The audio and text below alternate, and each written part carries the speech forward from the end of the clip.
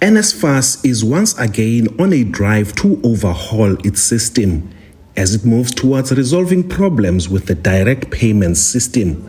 NSFAS CEO Andile Nongogo was placed on special leave in August following maladministration allegations from his previous employer, and service providers from his previous employer have allegedly followed him to benefit at NSFAS.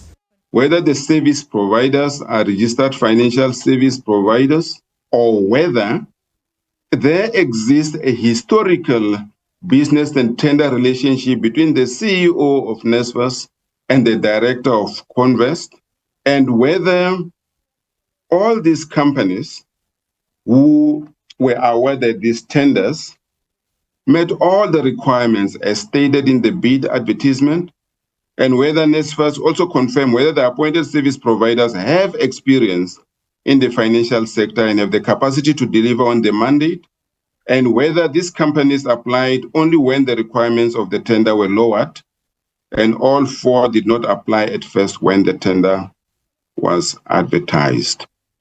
But one of the implicated companies, Coinvest Africa, has denied any wrongdoing. The contract that we have was as a result of the tender that was put out by NSFAS.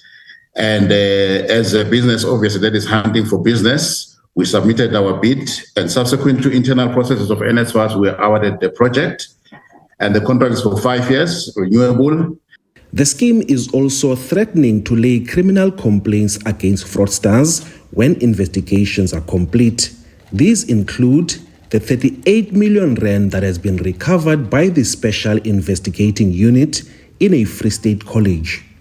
An implementation of a 24-hour call center and the initiation of criminal and legal action against all students and all other people who have been defrauding the NSFAS system.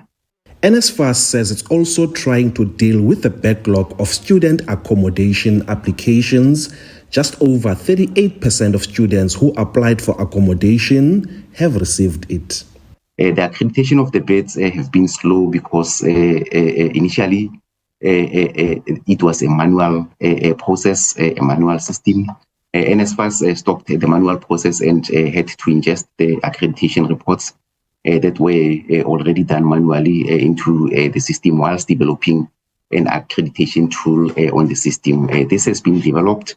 The tool will allow the accreditors to accredit accommodation online and live, and accreditors are being allocated work for them to start with the accreditation from the 9th of October 2023.